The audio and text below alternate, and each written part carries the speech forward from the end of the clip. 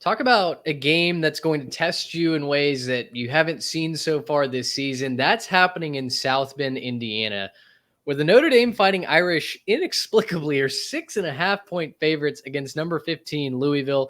This is the 2:30 game on NBC. The over/under in this one, in case you're curious, 48 and the hook. Guys, this line screams Louisville to me because, frankly, I think Louisville might be the more proven team at this point. I know Notre Dame went into Kyle Field and beat Texas A&M. They kind of did it by running one play.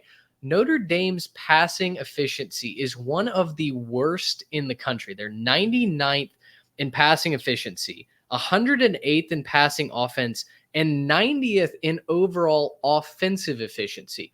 Trey, I'll let you lead off here. My thought is pretty simple here. Louisville has an explosive offense. I think they're going to be able to score some points against the Notre Dame defense that certainly proved they could give it up against Northern Illinois. But I don't know if Notre Dame's going to be able to put up many points if they can't run the ball against a Cardinal defense that knows what they want to do. Yeah, and that's the recipe for Louisville. I'm taking them to cover this spread. 6.5 seems like way too many points, even at home for Notre Dame.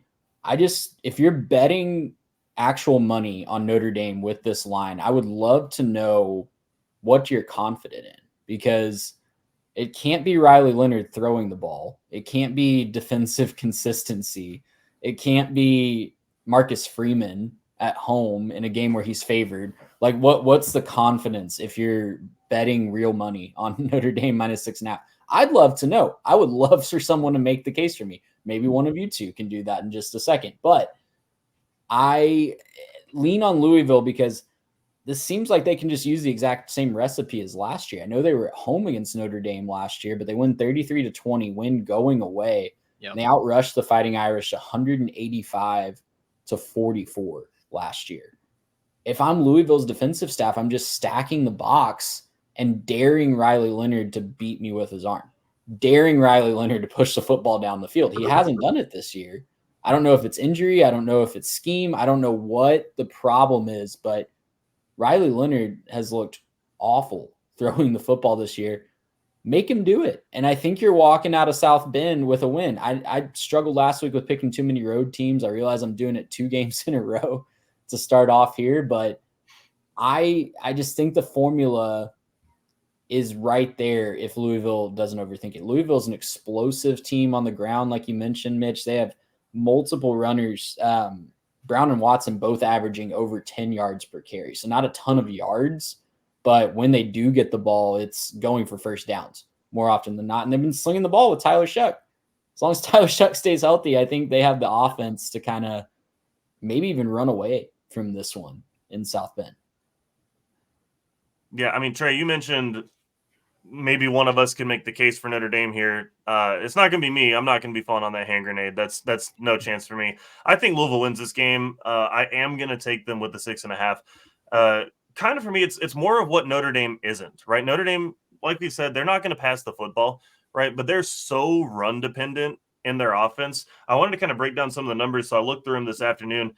Their offense, the lowest total rushing in a win this year is 193 yards.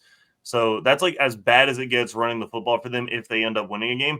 Louisville gives up 87.3 on the ground per game. They just don't give up rushing yards. They're not going to, I don't think, in this game, including when they held Georgia Tech to 98. That's a dual threat quarterback, honestly kind of a run first quarterback with a really good running back in Jamal Haynes. They held them under 100 yards.